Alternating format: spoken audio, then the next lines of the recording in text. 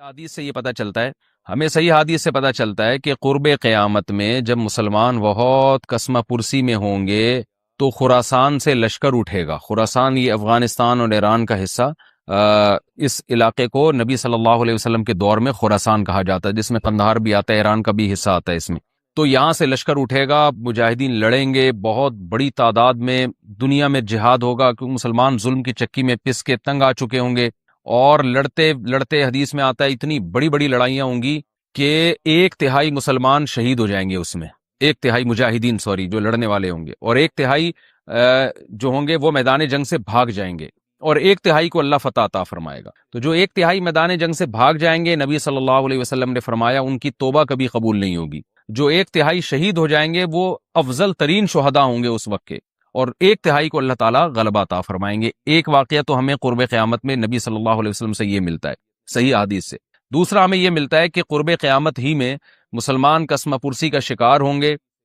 تو تلاش کریں گے حضرت مہدی کو، کیونکہ حضرت مہدی وہ شخصیت ہیں جن پہ تمام نیک لوگ جمع ہو جائیں گے اور وہ مسلمانوں کی میدان جنگ میں کمانڈ کریں گے، جہاد میں کمانڈ کریں گے۔ تو ان کو بیت اللہ میں تلاش کیا جائے گا، وہ رسول اللہ صلی اللہ علیہ وسلم کی اولاد میں ہوں گے، اور لوگ ان کو پہچان لیں گے، اہل اللہ پہچان کر ان کو اپنا امیر بنائیں گے، اور ان کی قیادت میں پھر لڑائی اور جہاد شروع ہوگا۔ اور یہ لڑائی جب دمشق میں لڑائی ہو رہی ہوگی تو دمشق میں عصر کی نماز کے وقت حضرت مہدی،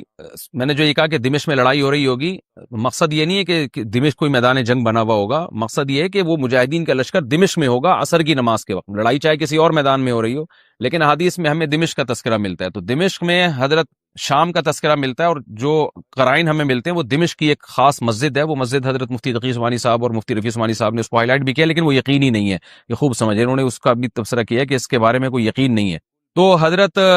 مہدی عصر کی نماز پڑھا رہے ہوں گے، لوگ امامت میں آپ کے پیچھے کھڑے ہوں گے، یہاں تک کہ مسجد کے مینار پر، آج بھی وہ مینار موجود ہے جس کے بارے میں غالب گمان ہے کہ یہ وہ مینار ہے جہاں حضرت عیسیٰ علیہ السلام نازل ہوں گے، غالب گمان کے درجے میں کہا جا سکتا ہے، ورنہ پھر اسی کے اڑوس پڑوس میں کوئی مسجد ہوگی۔ میرا اگر شام جانا ہوا تو انشاءاللہ میں ارادہ ہے کہ میں ولاگ میں اس مسجد کا بھی تذکرہ کروں گا، اس جگہ کا بھی تذکرہ کروں گا، لیکن میں پہلے یہ بات بتا دوں کہ وہ 100% یقینی نہیں ہے، ایسا نہ ہو کہ اس مسجد کے مینار پہ چڑھ کے لوگ جو ہے وہ اس کے کوئی مینار کو ہی چاٹنا شروع کر دیں تبرک کے طور پہ۔ تو عصر کی نماز کا ٹائم ہوگا، حضرت عیسیٰ ابن مریم علیہ الصلوۃ والسلام فرشتوں کے کندھوں پہ ہاتھ رکھ کے نیچے اتریں گے نماز کے ٹائم پہ، یعنی آسمان سے مینار تک آئیں گے، اور پھر مینار سے آپ کے لیے سیڑھیاں لگائی جائیں گی، سیڑھیوں کے ذریعے مینار سے نیچے اتریں گے اور لوگ ان کو پہچان لیں گے۔ حضرت مہدی ان کو امامت کے لیے آگے کریں گے کہ آپ اللہ کے ایک پیغمبر ہیں، آپ نماز پڑھائیے، حضرت عیسیٰ علیہ السلام انہی کو آگے رکھیں گے، اور اس طرح کا مفہوم ہے حدیث میں کہ اللہ نے اس کام کے لیے آپ کو ہی منتخب کیا۔ کیا مطلب یہ امامت اس امت کا حق ہے؟ تو حضرت عیسیٰ ابن مریم علیہ الصلوۃ والسلام کا جو کام ہوگا وہ جہاد ہے، اور یہودیوں سے انتقام لینا، کیونکہ یہودیوں نے اپنے خیال میں حضرت عیسیٰ کو قتل کیا تھا، تو اللہ نے یہودیت ہی کے خاتمے کے لیے اور دجال کے خاتمے کے لیے عیسیٰ ابن مریم کو نازل کیا ہے۔ حضرت مہدی سے پہلے ہی دجال ظاہر ہو چکا ہوگا۔ دجال کے بارے میں حدیث میں آتا ہے کہ ہر پیغمبر نے اپنی امت کو دجال کے فتنے سے ڈرایا ہے۔ اچھا، یہ دجال ایک ایسی شخصیت ہے جس کا یہودی انتظار ہم سے زیادہ کر رہے ہیں، کیونکہ یہودی اس کو اپنے لیے نجات دہندہ سمجھتے ہیں، جبکہ حدیث میں آتا ہے کہ دجال کانا ہوگا اور اس کا خدائی کا دعویٰ ہوگا، اس کے پاس کچھ ایسی طاقتیں ہوں گی کہ مردے کو زندہ کر دے، زندہ کو مار دے، ایک طرف اس کے باغ ہوگا، ایک طرف اس کے آگ ہوگی، جو اس پر ایمان لائے گا اس کو باغ میں داخل کرے گا، اور جو اس پر ایمان نہیں لائے گا اس کو آگ میں داخل کرے گا۔ اور رسول اللہ صلی اللہ علیہ وسلم نے فرمایا اس کی جو آگ ہے حقیقت میں وہ جنت کا باغ ہوگا، اور اس کا جو باغ ہے حقیقت میں وہ جہنم کی آگ ہوگی۔ تو جو نبی کی باتوں پہ یقین کرتے ہیں وہ دجال کے فتنے سے محفوظ رہیں گے۔ اور حدیث میں سورہ کہف کی بھی تلاوت کا حکم ہے، جمعے کے دن جو کہف کی تلاوت کرتا ہے اللہ اس کو دجال کے فتنے سے محفوظ رکھتا ہے۔ اب آپ دیکھیں یہ سورہ کہف میں ہی قیامت کی علامات کا تذکرہ ہے نا، تو شاید اسی وجہ سے کیونکہ جو سورہ کہف پڑھتا رہے گا وہ یاجوج ماجوج کے واقعات بھی پڑھتا رہے گا اور اللہ کی قدرت کے واقعات بھی پڑھتا رہے گا، تو دجال کے فتنے سے اللہ اس کو اس برکت سے بچا کے رکھیں گے، فتنے سے محفوظ رکھیں گے۔ تو وہ ایسی طاقتیں دکھائے گا، بے وقوف لوگ اس پہ ایمان لے آئیں گے۔ حدیث میں آتا ہے کہ کانا کبھی بھی خدا نہیں ہو سکتا، یعنی اس کی تو ایک آنکھ ہوگی نہیں، لیکن بے وقوف لوگ اس کے یہ کچھ ظاہری کمالات دیکھیں گے، یہ نہیں دیکھیں گے کہ یہ تو شکل بھی اس کی اچھی نہیں ہے، یعنی خدا کم از کم جمال والا ہوتا ہے نا، یہ تو ہے بھی کانا، اور اس کے بڑا بڑا کافر بھی لکھا ہوا ہوگا واضح طور پر، جس سے پتہ چلے گا۔ لیکن احمق اور بیوقوف لوگ جیسے روحانی عامل کو کچھ شعبدے دیکھ کر ان پہ سے متاثر ہو جاتے ہیں نا، روحانی عاملوں کے شعبدے دیکھ کے، تو ایسے ہی دجال کے شعبدے دیکھ کے متاثر ہوں گے۔ تو بہت لوگوں کو، خلقت کو، بہت بڑی امت کو گمراہ کرے گا دجال. اہل اللہ کو اللہ تعالیٰ اس کے فتنے سے محفوظ رکھے گا. پھر حضرت عیسیٰ ابن مریم جب نازل ہوں گے تو وہ دجال کو قتل کریں گے. حدیث میں آتا ہے کہ نیزے کے ذریعے گھوڑے پہ بیٹھ کے قتل کریں گے. علماء نے اس حدیث کا دو مطلب بیان کیے ہیں کہ یا تو اس کا مطلب یہی ہے کہ واقعی گھوڑے پہ بیٹھیں گے، نیزہ استعمال کریں گے، اور زمین جو ہے وہ اتنی پہلے اس سے جنگیں ہو چکی ہوں گی کہ لوگ دوبارہ تلواروں گھوڑوں کی طرف آ جائیں گے. اس بات کا امکان ہے، ہر ملک ایٹمی طاقت بن چکا ہے، تو اگر یہ ایٹم بم سارے ملک آپس میں چلا دیں تو ہم دوبارہ گدے گھوڑوں والی زندگی پر آ جائیں گے. ٹیکنالوجی ساری تباہ و برباد ہو جائے گی، انسان کی ترقی. تو اس بات کا بھی امکان ہے کہ کوئی اس سے پہلے ہو سکتا ہے کوئی ایسی جنگ عظیم ہو کہ انسانیت دوبارہ پہاڑوں پتھروں کے دور میں آ جائے. لیکن ظاہر یہ معلوم ہوتا ہے کہ رسول اللہ صلی اللہ علیہ وسلم نے جو کلام کیا ہے، ظاہر ہے اس دور کے لحاظ سے جو لوگوں کے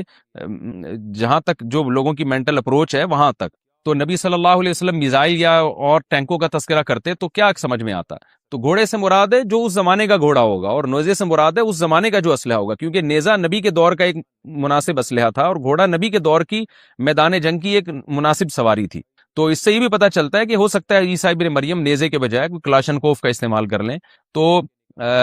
یعنی وہ نیزہ جو ہے وہ اس کلاشنکوف کی یا جو بھی اسلحہ اس وقت حضرت عیسیٰ ابن مریم استعمال کریں گے اس کی ایک تعبیر ہے. تو اس کا بھی پورا امکان ہے. تو ہمیں بہرحال اتنا ایمان ہمارے لیے ضروری ہے کہ دجال کو قتل کرنے والی جو ذات ہے جو شخصیت ہے وہ عیسیٰ ابن مریم علیہ الصلاۃ والسلام ہے. تو حضرت عیسیٰ کے ذریعے اللہ تعالیٰ دجال کو قتل کریں گے، اور حضرت عیسیٰ کی قیادت میں زبردست جہاد ہوگا. حدیث میں آتا ہے کہ عیسیٰ ابن مریم اس دنیا کو امن سے بھر دیں گے. اتنا امن ہو جائے گا اور اتنی مالی فراوانی ہوگی، اتنی مالی، کیونکہ دنیا میں مال بہت ہے، ڈسٹریبیوشن صحیح نہیں ہے، جو تقسیم ہے نا مال کی وہ ظالمانہ ہے، جس کی وجہ سے غریب سے غریب تر ہے، امیر سے امیر تر ہے. حضرت عیسیٰ ابن مریم ایسا نظام قائم کریں گے کہ جس سے مال کی صحیح تقسیم، اور لوگ اٹھیں گے زکوٰۃ کا مستحق تلاش کریں گے، اور لوگوں کو زکوٰۃ کا مستحق نظر نہیں آئے گا، غریب تلاش کرنا مشکل ہو جائے گا. یعنی ایک آدمی، حدیث کے مفہوم ہے کہ زکوٰۃ لے کے گھومتا رہے گا اور اس کو کوئی غریب نہیں ملے گا، اتنی مالی فراوانی ہو جائے گی. پھر ترمذی کی روایت میں آتا ہے کہ اللہ کی طرف سے برکتیں ایسی نازل ہوں گی کہ بڑے بڑے انار پیدا ہوں گے، بڑے بڑے انگور پیدا ہوں گے، زمین اپنی برکتیں کھول دے گی. اور حضرت عیسیٰ علیہ السلام خنزیر کو بھی دنیا سے ختم کر دیں گے، خنزیر کی نسل کو ختم کر دیا جائے گا. وَيَضَعُ الْجِزْيَةَ، اور جزیہ کا نظام ختم، اما الاسلام و اما السیف، یا تو تلوار یا اسلام، اس کے علاوہ نہیں. تو نبی صلی اللہ علیہ وسلم کو اللہ نے جس مقصد کے لیے دنیا میں بھیجا تھا، اس مقصد کی جو تکمیل ہے وہ عیسیٰ ابن مریم کے ذریعے. باقی اس میں حکمتیں کیا ہیں اس پر میرے الگ سے بیانات موجود ہیں کہ اللہ نے حضرت عیسیٰ ابن مریم کا انتخاب کیوں کیا اس کام کی تکمیل کے لیے، اسی امت میں کوئی کیوں منتخب نہیں کر لیا، یا یہ کہ پیغمبر صلی اللہ علیہ وسلم ہی کے ذریعے پوری دنیا میں اسلام کو غالب کر دیا جاتا. اس میں کیا حکمتیں ہیں، اس پر میرے الگ سے بیانات موجود ہیں. ابھی تو میں کوشش کرتا ہوں کہ تفسیر سے میں جو ٹو دا پوائنٹ بات ہے اس سے یہاں اس لیکچر میں نہ ہٹوں. تو اسی وقت میں حضرت عیسیٰ ابن مریم اس کو یاجوج ماجوج کو قتل کریں گے اور دنیا انصاف سے بھر جائے گی. اور اللہ تعالیٰ نے جو پیغمبروں کو دنیا میں بھیجا تھا اس کا مقصد کیفیت اور کمیت دونوں لحاظ سے حاصل ہو جائے گا. اس کے بعد پھر آہستہ آہستہ دنیا میں زوال شروع ہوگا، اور پھر جب پوری دنیا کے لوگ زوال کا شکار ہوتے ہوتے کفر کی طرف جائیں گے، گناہوں کی طرف.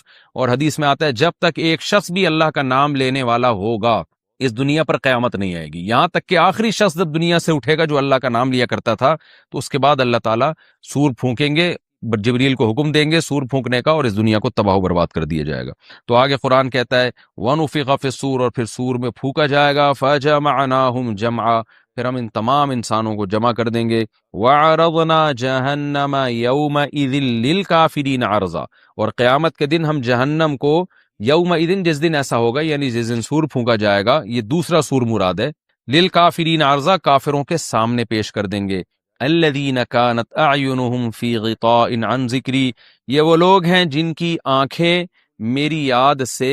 پردے میں پڑی ہوئی تھیں، یعنی میری یاد کی چیزیں ان کو نظر ہی نہیں آتی تھیں، غفلت